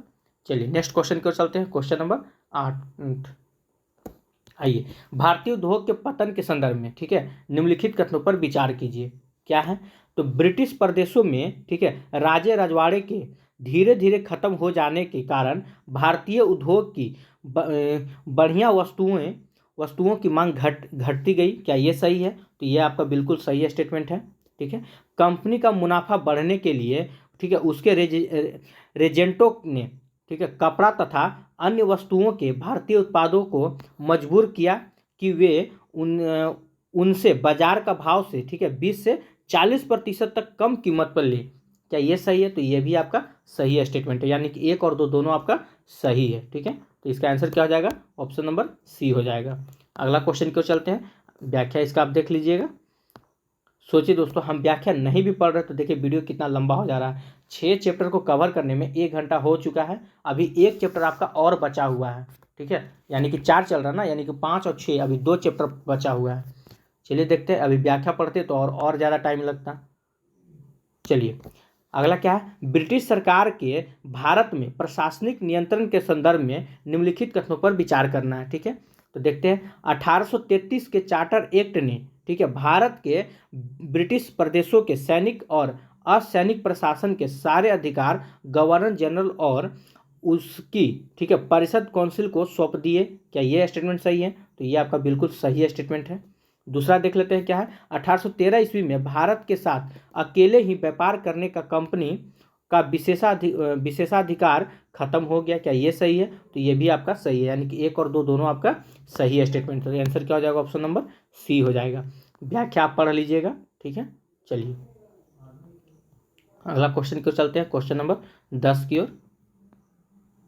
आइए, क्या है? ब्रिटिश भारत में न्याय व्यवस्था के संदर्भ में निम्नलिखित कथनों पर विचार कीजिए। ठीक है, तो बंगाल रेगुलेशन एक्ट के अनुसार ही, ठीक है, न्यायालयों में भारतीयों के निजी और मालिकी अधिकार के बारे में, ठीक है, फैसले होने लगे। क्या यह स्टेटमेंट सही है? तो ये आपका बिल्कुल सही है। ठीक है, आगे देखते हैं, बंगाल रेगुलेशन केवल अंग्रेजी भाषा में प्रकाशित किया गया। क्या ये सही है? तो ये आपका बिल्कुल गलत है। केवल देखिए, पहली बात तो आप यहाँ से एक सेंस पकड़ सकते हैं कि केवल आपको बोल रहा है अंग्रेजी भाषा में, क्योंकि आप अगर सीटेट का एग्जाम दिए होंगे तो आपको अच्छा से पता होगा निगेटिव और पॉजिटिव वर्ड। तो आप जानते हैं कि केवल वर्ड कभी भी बहुत कम केस में सही होता था, 95% समझिए कि केवल वर्ड गलत ही होता था। तो ये ऑप्शन क्या हो जाएगा? मेरा गलत हो जाएगा। और इसमें क्या था? केवल अंग्रेजी भाषा ही नहीं, भारतीय भाषा भी था। ठीक है, अंग्रेजी भाषा के साथ साथ भारतीय भाषा, लेकिन यहाँ पे क्या बोल रहा है? सिर्फ अंग्रेजी भाषा। तो ये तो ऐसे ही गलत हो गया। ठीक है, तीसरा देख लेते हैं स्टेटमेंट, भारतीय कानून व्यवस्था और न्यायालय कार्य प्रणाली को सुनिश्चित बनाने के लिए 1833 ईस्वी में, ठीक है, भारतीय विधि आयोग का गठन किया गया। क्या ये सही है? तो ये भी आपका सही है, यानी कि 1 और 3 आपका बिल्कुल सही है। ठीक है, चलिए देखते हैं ऑप्शन क्या है। तो 1 और 3 की है, ऑप्शन नंबर 1 हो जाएगा आपका राइट आंसर। बाकी आपको इसका व्याख्या देख लीजिएगा। चलिए अगला क्वेश्चन को चलते हैं, क्वेश्चन नंबर 11 की ओर। आइए, ब्रिटिश भारत में सिविल सर्विस के संदर्भ में निम्नलिखित कथनों पर विचार कीजिए। ठीक है, चलिए, तो सिविल सर्विस की स्थापना का वास्तविक श्रेय लॉर्ड कॉर्नवालिस को किया जाता, मतलब कि लॉर्ड कॉर्नवालिस को दिया जाता। क्या ये स्टेटमेंट सही है? ये बिल्कुल आपका सही है। ठीक है, सिविल सर्विस में प्रवेश पाए, ठीक है, तरुणों को शिक्षा देने के लिए 1801 ईस्वी में कलकत्ता में फोर्ट विलियम कॉलेज शुरू हुआ। ये भी आपका सही है, पहले कलकत्ता में ही इसको शुरुआत किया गया था, वहीं पे उसकी शिक्षा दिए जाते थे। अगला देखते हैं, तीसरा स्टेटमेंट, पहला भी सही है आपका, ठीक है, दूसरा भी आपका सही है। तीसरा देखते हैं, सिविल सर्विस की स्थापना से ही इसमें नियुक्ति के लिए प्रतियोगी परीक्षा की व्यवस्था की गई थी। क्या ये सही है? तो ये आपका बिल्कुल गलत स्टेटमेंट है। ठीक है, ये आपका बिल्कुल गलत है, तो इसका आंसर क्या हो जाएगा? 1 और 2 आपका सही है। इसका स्टेटमेंट क्या हो जाएगा? आंसर 1 और 2 सही है, बाकी 3 आपका बिल्कुल गलत है। चलिए अगला क्वेश्चन की ओर चलते हैं, क्वेश्चन नंबर 12। ठीक है, इसका व्याख्या पढ़ लीजिएगा। 12 में है ये, क्या है कि पीट इंडिया एक्ट 1784 के संदर्भ में निम्नलिखित कथनों पर विचार कीजिए। चलिए विचार करते हैं। उस समय विलियम पिट ब्रिटेन का प्रधानमंत्री था। क्या ये आपका स्टेटमेंट सही है? तो ये आपका बिल्कुल सही है, ठीक है। पिट इंडिया एक्ट 1784 में हुआ था, तो 1784 में ब्रिटेन का प्रधानमंत्री कौन था? तो विलियम पिट, ठीक है। पिट इंडिया एक्ट की एक धारा में कहा गया था कि अंग्रेज अब नए इलाके नहीं जीतेंगे। क्या यह स्टेटमेंट सही है? तो ये भी आपका सही है, यानी कि 1 और 2 दोनों आपका सही स्टेटमेंट है। अगला क्वेश्चन की ओर चलते हैं, व्याख्या आप पढ़ लीजिएगा। चलिए, इसमें आपको मिलान करना है, ठीक है। तो कंपनी का भारत के व्यापार पर एकाधिकार समाप्त हो गया। तो कब समाप्त हो गया था? तो ये आपको 1813 में समाप्त हो गया था, ठीक है। अच्छा, कलकत्ता में पुलिस सुपरिटेंडेंट की नियुक्ति कब किया गया था? तो ये कब किया गया था? तो ये आपको 1791 में किया गया था, ठीक है। चलिए, अगला क्वेश्चन की ओर चलते हैं। सुप्रीम कोर्ट की स्थापना कब हुआ था? ठीक है, सी, सुप्रीम कोर्ट की स्थापना कब हुआ था? तो 1774 में। बहुत अच्छा, मतलब ये आपको पूछा जाने वाला सवाल है कि सुप्रीम कोर्ट की स्थापना कब हुआ था, ठीक है। अगला देख लेते हैं, ऑप्शन नंबर डी। तो एक लास्ट बचा, तो कंपनी का चीन के व्यापार पर एकाधिकार समाप्त हो गया था, तो कब हुआ था? ये आपका 1833 में हो गया था, ठीक है। तो इसका आंसर क्या हो जाएगा, देख लीजिए ध्यान से। 1 का 4, 2 याद रखिए काफ़ी है, 1 का 4 और 2 का 2, इसी से ही आपको आंसर पकड़ा जाएगा। 1 का 4 और 2 का 2। चलिए देखते हैं, 1 का 4 2 का 2 किस में है। देखिए ध्यान से, 1 का 4 यहाँ पे है और 2 का 2 यहाँ पे, यानी ऑप्शन नंबर बी हो जाएगा आपका। चलिए, अगला क्वेश्चन की ओर चलते हैं। तो इसका व्याख्या आप देखना चाहें तो देख लीजिएगा। आइए, क्या है कि रेगुलेटिंग एक्ट के संदर्भ में निम्नलिखित कथनों पर विचार कीजिए। तो भारत के मामलों में ब्रिटिश सरकार का यह पहला सीधा हस्तक्षेप था। क्या यह कथन सही है? तो ये बिल्कुल आपका सही है। बंगाल के गवर्नर को कंपनी के सभी भारतीय क्षेत्रों का, ठीक है, गवर्नर जनरल बनाया गया। क्या यह स्टेटमेंट सही है? तो ये भी आपका सही है, यानी कि 1 और 2 दोनों आपका सही है। तो इसका ऑप्शन क्या हो जाएगा? ऑप्शन नंबर सी हो जाएगा। नेक्स्ट क्वेश्चन की ओर चलते हैं, व्याख्या आप देख लीजिएगा। आइए, चलिए, भारत में ब्रिटिश शासन द्वारा लागू किए गए सामाजिक कानूनों के संदर्भ में निम्नलिखित कथनों पर विचार कीजिए। चलिए विचार करते हैं। 1829 ईस्वी में बने एक कानून के जरिए, ठीक है, सती प्रथा पर रोक लगा दी गई, जो कर्नवालिस के समय लागू हुआ था। क्या यह स्टेटमेंट सही है? तो यह आपका बिल्कुल गलत है, क्योंकि याद रखिए 1829 में जो हुआ था सती प्रथा, वो कर्नवालिस के समय में नहीं हुआ था, वो किसके समय में हुआ था? इसलिए यह स्टेटमेंट आपका गलत हो जाता है। वो आपका 1829 में विलियम बेंटिंग के समय में हुआ था। हम आप यहाँ पे नाम लिख देते हैं, किसके समय में हुआ था? तो विलियम, ठीक है, विलियम बेंटिंग। देखिए राइट, थोड़ा लिखने में दिक्कत होता है क्योंकि हम उंगली से लिख रहे हैं, हमारे पास लिखने का या पैड उड ऐसा कुछ है नहीं। ये आपका उंगली से लिखा जाता है तो थोड़ा सा इधर उधर हो जाता है, आप आवाज़ को सुनकर समझ जाइएगा। कहने का मतलब है कि 1829 में बने एक कानून के जरिए सती प्रथा पर रोक लगा दी गई थी, जो कर्नवालिस के समय में हुआ था। यही गलत है, कर्नवालिस के समय में नहीं, विलियम बेंटिंग के समय में हुआ था। चलिए, अगला क्वेश्चन की ओर चलते हैं। 1856 में, ठीक है, विधवा पूर्ण विवाह कानून बनाया गया। क्या ये स्टेटमेंट सही है? तो ये आपका बिल्कुल सही है। 1843 में, ठीक है, कानून बनाकर दास प्रथा पर पाबंद लगा दिया गया। ये भी आपका बिल्कुल सही है, ठीक है। तो यानी कि क्या हो जाएगा? ऑप्शन नंबर 2 और 3 आपका बिल्कुल सही है। 2 और 3 क्या है? ऑप्शन नंबर बी में, ठीक है। चलिए नेक्स्ट क्वेश्चन की ओर चलते हैं, क्वेश्चन नंबर 16। व्याख्या आप पढ़ लीजिएगा। आइए नेक्स्ट क्वेश्चन की ओर आते हैं, क्वेश्चन नंबर 16 की ओर। चलिए, तो क्या है, ब्रिटिश भारत में आधुनिक शिक्षा के संदर्भ में निम्नलिखित कथनों पर विचार कीजिए। चलिए विचार करते हैं। कंपनी की सरकार की सहायता से खुलने वाली पहली शिक्षण संस्था कलकत्ता मदरसा और बनारस संस्कृत कॉलेज है। क्या यह स्टेटमेंट सही है? तो ये आपका बिल्कुल सही स्टेटमेंट है। दूसरा देखते हैं, ब्रिटिश शासकों ने भारत में शिक्षा के विकास के लिए पहला कदम 1813 में ईस्वी के चार्टर एक्ट के बाद उठाया। क्या ये स्टेटमेंट सही है? तो ये भी आपका बिल्कुल सही स्टेटमेंट, यानी कि ए और सी दोनों आपका बिल्कुल सही है, ठीक है। व्याख्या आप वीडियो को रोक के देख सकते हैं। अगर वीडियो आपको अच्छा लग रहा होगा तो आपसे एक छोटा सा रिक्वेस्ट है कि लाइक जरूर कीजिएगा। अगर आप हमारे चैनल पर नए हैं तो चैनल को सब्सक्राइब जरूर कीजिएगा, ठीक है। चलिए, तो क्वेश्चन नंबर 17 की ओर चलते हैं। 17 नंबर में क्या है? आइए, निम्नलिखित युग्म पर विचार करना है, ठीक है। चलिए देखते हैं क्या है। भाईचारा, तो भाईचारा क्या था? तो जमीन पर गांव, ठीक है, बिरादियों का एक सामूहिक स्वामित्व स्वामित्व होता था। भाईचारा का मतलब यह था जमीन पर गांव बिरादरों का एक सामूहिक स्वामित्व होता था। दूसरा देखते थे, ये तो आपका बिल्कुल क्या है, ये आपका बिल्कुल सही है। महाल किसे कहा जाता है, तो गाँव का समूह महाल होता था, बिल्कुल सही है। ठीक है, 1 और 2 सही है। तीसरा देख लेते हैं, अंग्रेज, ठीक है, अंग्रेज नवाब भारत में रहने वाले सभी अंग्रेज अफसर होते थे, क्या ये सही है, तो ये आपका बिल्कुल गलत स्टेटमेंट है। ठीक है, यानी कि 3 आपका गलत है, बाकी सब सही है। तो इसका आंसर क्या हो जाएगा, क्या पूछ रहा है, कौन सुमिलित नहीं है, तो 3 आपका सुमिलित नहीं है। ठीक है, चलिए नेक्स्ट क्वेश्चन की ओर चलते हैं। चलिए नेक्स्ट क्वेश्चन की ओर चलते हैं, क्वेश्चन नंबर 18 की ओर। तो दोस्तों 18 नंबर क्वेश्चन नहीं है, हम लोग हिस्ट्री का क्लास 8 का मॉडर्न हिस्ट्री 4 नंबर लेसन खत्म कर चुके हैं। अब आते हैं 5 नंबर की ओर, 5 नंबर चैप्टर की ओर। ठीक है, अगर वीडियो आपको अच्छा लग रहा होगा तो लाइक जरूर कीजिएगा, और अगर अभी तक आप हमारे चैनल पर नए हैं तो सब्सक्राइब जरूर कर लीजिए। और बहुत जल्द ज्योग्राफी का वीडियो आप लोग को आने वाला है, लेकिन ज्योग्राफी का वीडियो ऐसे नहीं आएगा, उससे पहले हम क्या करेंगे, आपको 9th क्लास का ज्योग्राफी पढ़ाया जाएगा। उसके बाद आपको एक दिन आपका मतलब थ्योरी क्लास होगा, उसके बाद आपका ऑब्जेक्टिव MCQ होगा। ठीक है, एक दिन आप पहले पढ़िए समझिए, उसके बाद आप बनाइए, तो आपका सारा का सारा क्वेश्चन मतलब सही होने वाला है। ठीक है, ऐसे आपको समझ में नहीं आ रहा होगा कौन क्या है, अगर आप यही पढ़े हुए होते तो आपको सही सब समझ में आता। चलिए फिलहाल हम शुरू करते हैं, आपका ज़्यादा समय नहीं लेंगे। चलिए, तो क्या है पहला प्रश्न, निम्नलिखित युग्मों को सम्मिलित कीजिए। भीलों का विद्रोह, तो भीलों का विद्रोह किस राज्य से संबंधित है, ये आपका मध्य प्रदेश और महाराष्ट्र से संबंधित है। भीलों का विद्रोह कहाँ हो जाएगा, मध्य प्रदेश और महाराष्ट्र हो जाएगा। गोंडो तथा खोंडो का विद्रोह ये कहाँ हुआ था, ये आपका उड़ीसा में हो जाएगा।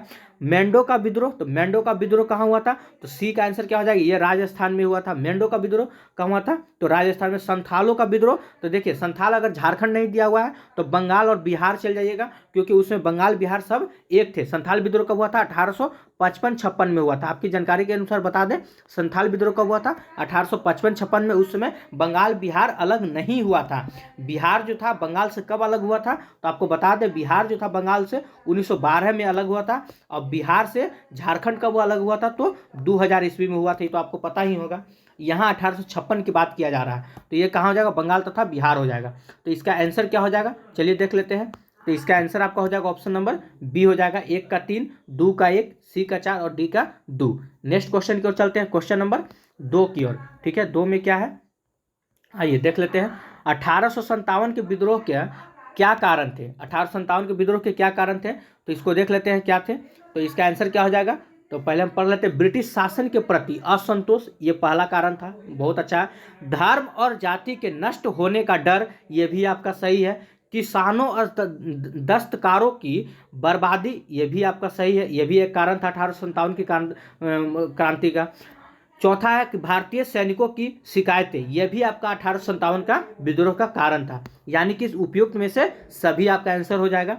अगला क्वेश्चन की ओर चलते हैं, ये इसका व्याख्या है, व्याख्या आप देखते चलिएगा। नेक्स्ट क्वेश्चन की ओर चलते हैं, क्या है कि पोलीगर कौन थे, तो पोलीगर कौन थे, चलिए इस पर चर्चा करते हैं। तो ये हो जाएगा आपका दक्षिण भारत में अंग्रेजों के खिलाफ विद्रोह करने वाले जमींदार थे, ये आपका बिल्कुल सही है।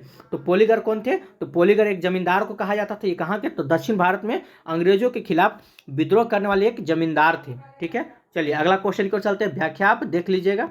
चलिए नेक्स्ट क्वेश्चन की ओर चलते हैं, क्या है, तो वहाबियों के संदर्भ में निम्नलिखित कथनों पर विचार कीजिए। तो वहाबी सैयद अहमद द्वारा स्थापित मुसलमानों के एक संप्रदाय के अनुयायी थे, क्या ये स्टेटमेंट सही है, तो ये आपका बिल्कुल सही है। दूसरा देख लेते हैं, वहाबियों की ब्रिटिश विरोधी गतिविधि 1830 ईस्वी से लेकर 1857 के विद्रोह के बाद तक जारी रहा, क्या ये सही है, तो ये भी आपका बिल्कुल सही स्टेटमेंट है। यानी कि आपसे क्या पूछ रहा है, कौन सही है, तो 1 और 2 दोनों आपका सही है। तो ऑप्शन नंबर क्या हो जाएगा, तो ऑप्शन नंबर आपका सी हो जाएगा, 1 और 2 दोनों आपका सही स्टेटमेंट है।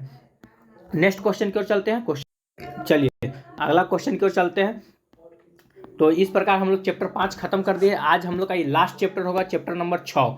ठीक है, इसके बाद पार्ट 2 का इंतजार कीजिए, कल आपको पार्ट 2 भी अपलोड कर दिया जाएगा।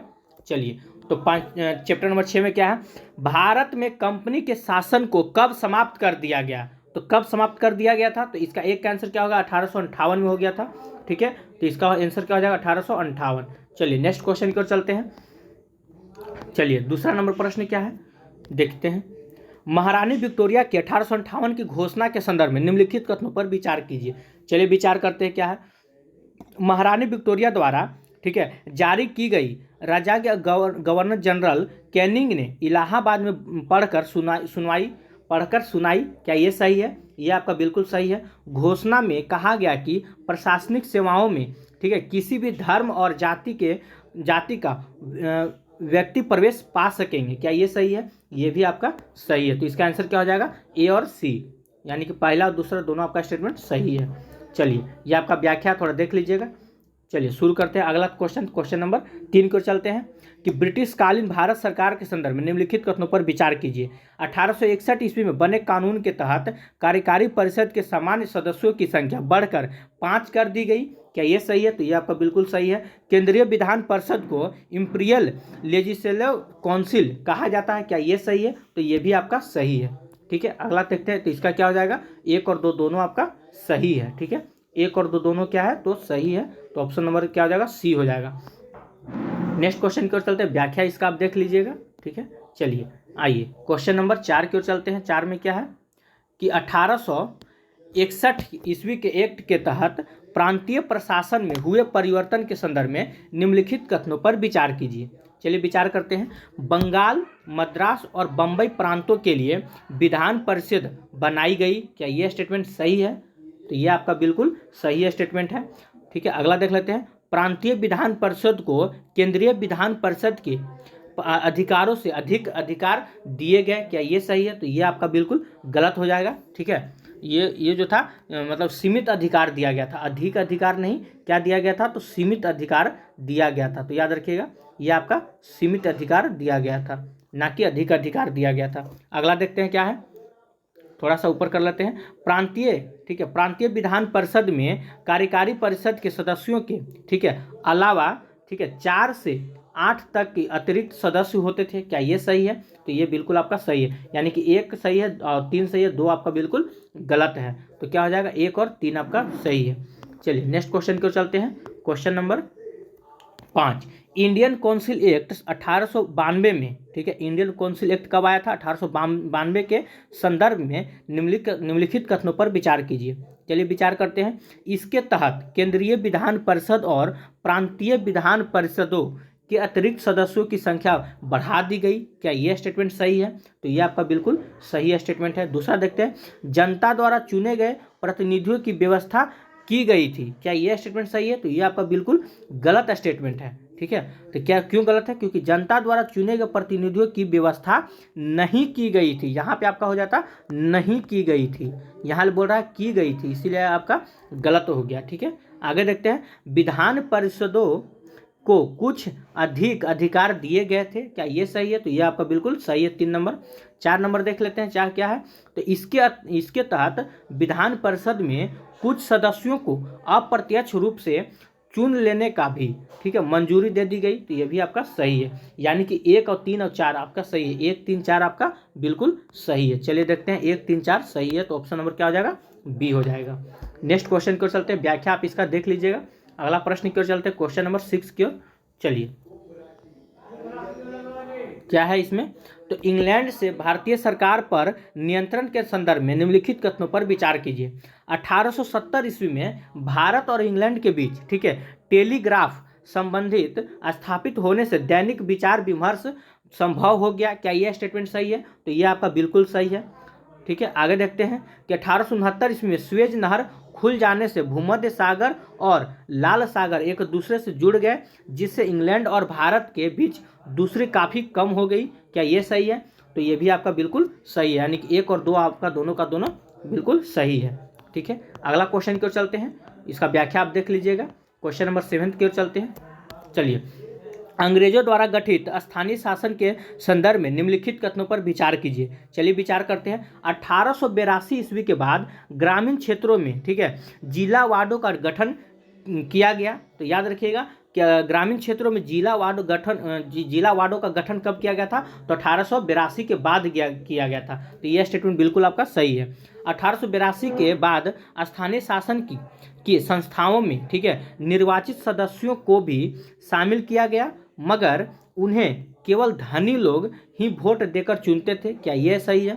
तो ये भी आपका सही है। 1882 में जो धनी लोग होते थे वही वोट देकर चुनते थे। आगे देख लेते हैं क्या है। भारतीय नेताओं ने गांव के स्तर पर, ठीक है, स्थानीय स्वशासन की व्यवस्था स्थापित करने की मांग की। क्या ये स्टेटमेंट सही है? तो ये भी स्टेटमेंट आपका सही है, यानी कि तीनों का तीनों स्टेटमेंट आपका क्या है, तो सही है। तो इसका आंसर क्या हो जाएगा? ऑप्शन नंबर डी हो जाएगा।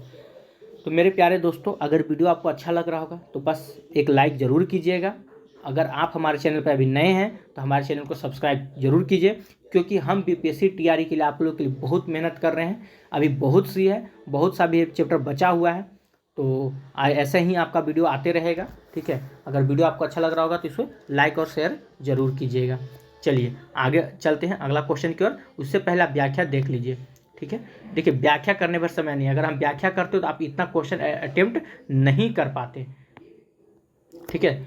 चलिए आगे चलते हैं। क्या है? तो ब्रिटिश भारत में वित्तीय प्रशासन के संदर्भ में निम्नलिखित पर विचार कीजिए। चलिए विचार करते हैं। 1860 ईस्वी में बजट की व्यवस्था शुरू की गई और प्रत्येक स्रोत से होने वाली अनुमानित आय का ब्यौरा तैयार किया गया। क्या ये कथन सही है? तो ये आपका बिल्कुल सही है।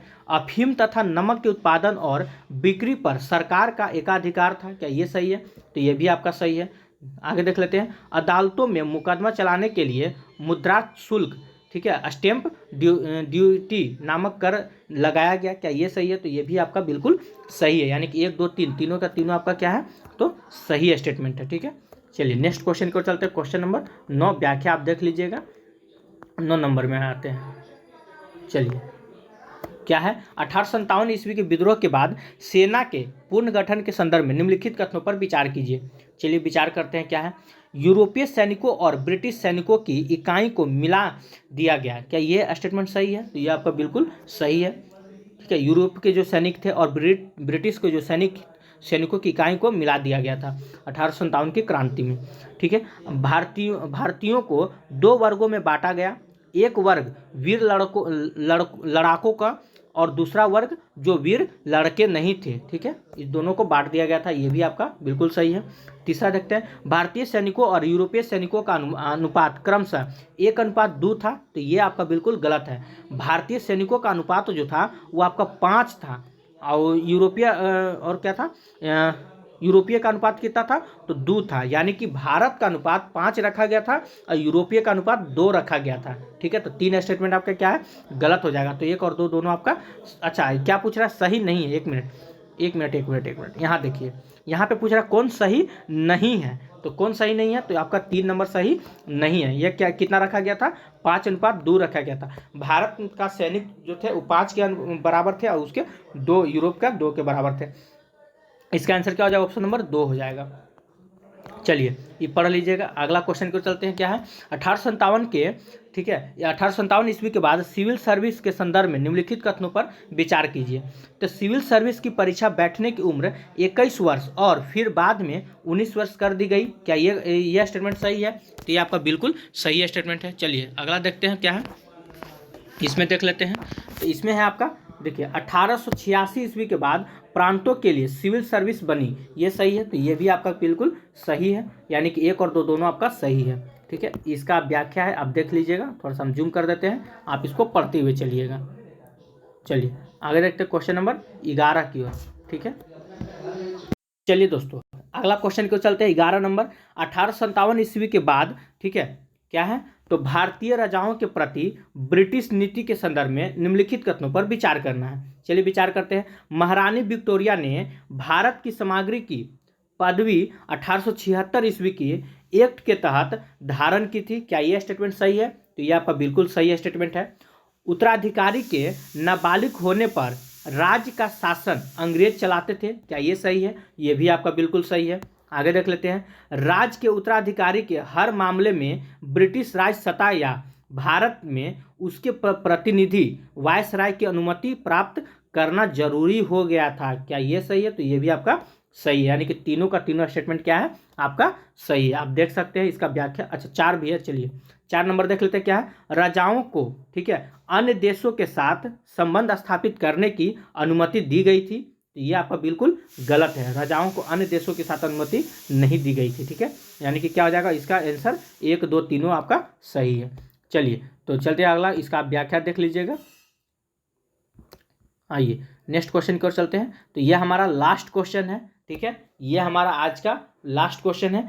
आपसे एक जाते जाते एक छोटा सा रिक्वेस्ट यही है कि अभी तक आप हमारे चैनल को सब्सक्राइब नहीं किए हैं तो चैनल को सब्सक्राइब कर लीजिए, और इस वीडियो को अगर आपको अच्छा लग रहा होगा तो लाइक ज़रूर कीजिएगा, ठीक है। चलिए लास्ट क्वेश्चन है, इसको पढ़ के सुना देते हैं। ब्रिटिश साम्राज्य का, ठीक है, इस्पाती चौखटा, ठीक है, किसे कहा जाता है? तो किसे कहा जाता है? ये हो जाएगा आपका सिविल सर्विस को कहा जाता है, ठीक है। तो आज के लिए दोस्तों इतना ही।